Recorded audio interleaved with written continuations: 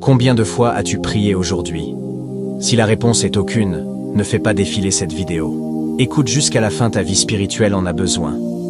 Pourquoi dois-tu absolument prendre un moment pour prier? Parce que la prière est ta ligne directe avec Dieu. C'est par elle que tu lui parles, que tu lui expliques ta situation, que tu lui présentes tes besoins, que tu sollicites sa faveur, ou tout simplement que tu le remercies pour tout ce qu'il fait dans ta vie. Et tu dois le savoir. Un cœur reconnaissant attire encore plus de bénédictions. La prière, c'est comme une ligne téléphonique spirituelle. Quand ton téléphone est éteint, tu ne peux ni appeler, ni être appelé. De la même manière, quand tu ne pries pas, tu coupes la communication avec ton Père Céleste. Regarde dans la Bible, Daniel priait 3 fois par jour. Moïse priait avant chaque mission que Dieu lui confiait. David priait tellement qu'il a écrit plus de 73 psaumes.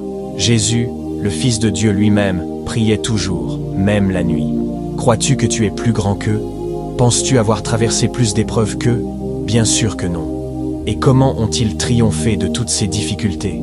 Par la prière. Oui, par la prière. Beaucoup ont échoué là où ils devraient gagner tout simplement parce qu'ils n'ont pas prié comme Daniel. La prière est la porte au miracle. Si tu veux vivre des miracles dans ta vie, alors tu dois être un homme ou une femme de prière. Laisse-moi maintenant te révéler une vérité que beaucoup ignorent. Quand tu ne pries pas, quelqu'un d'autre prie pour toi à ta place. Et cette personne n'est peut-être pas ton ami. Quand toi tu dors sans prier, il y a quelqu'un quelque part, dans une forêt, dans un endroit caché qui prononce ton nom pas pour te bénir mais pour te détruire. Il invoque des malédictions sur ta vie. Quand tu ne pries pas, il y a quelqu'un qui dépose tes affaires dans une jarre, dans un canari, et qui demande que tout ce que tu touches s'effondre. Quand tu ne pries pas, d'autres pèrent des sorciers, des devins, des charlatans pour t'envoyer des attaques spirituelles. Et devine quoi? Ils gagnent. Parce que leurs prières et leurs mauvaises paroles ont été lancées contre toi, et les tiennes ne sont jamais venues pour les arrêter. Il n'y a eu ni opposition, ni barrière, ni protection.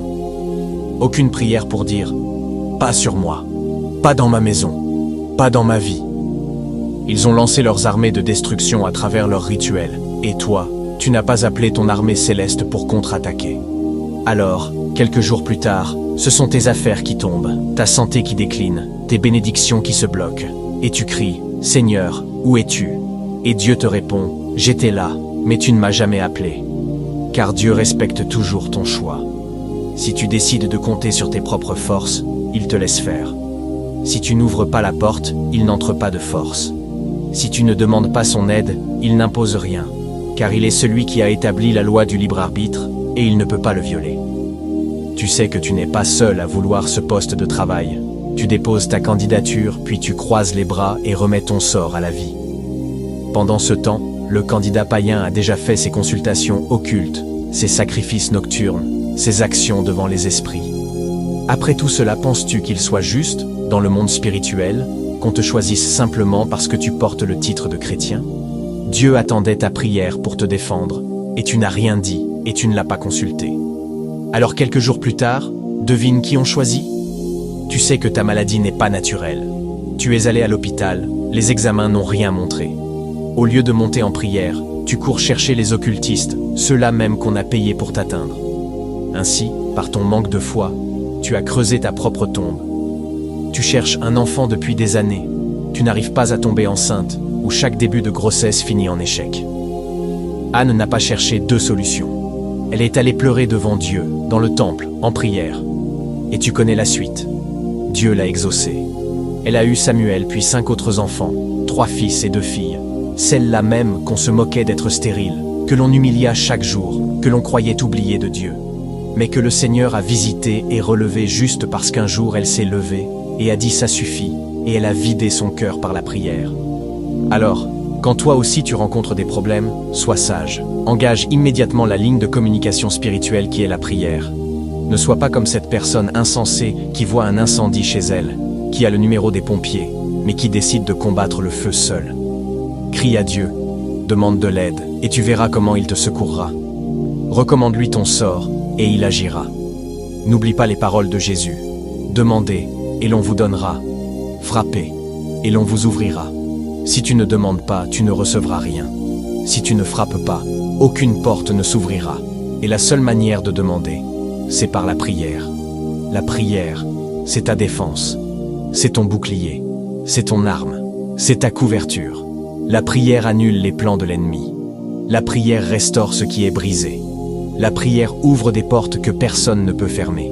La prière te replace sous la protection du Très-Haut. Alors, à partir d'aujourd'hui, prends ta vie de prière au sérieux. Parle à ton Père Céleste. Ouvre ta bouche. Proclame. Déclare. Protège ta vie. Protège ta maison. Protège ton avenir. Parce que si toi tu ne pries pas, quelqu'un d'autre le fera pour toi et tu seras le seul à en subir les conséquences.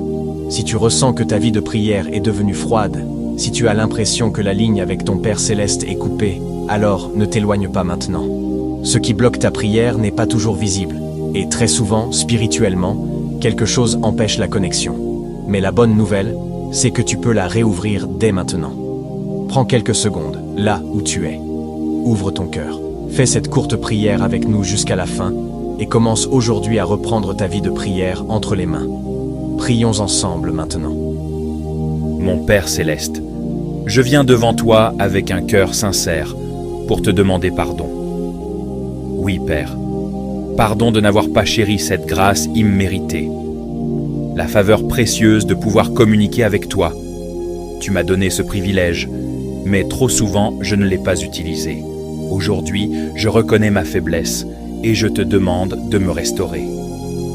À partir de maintenant, je prends l'engagement de te parler chaque jour, chaque fois, en toutes circonstances, par la prière.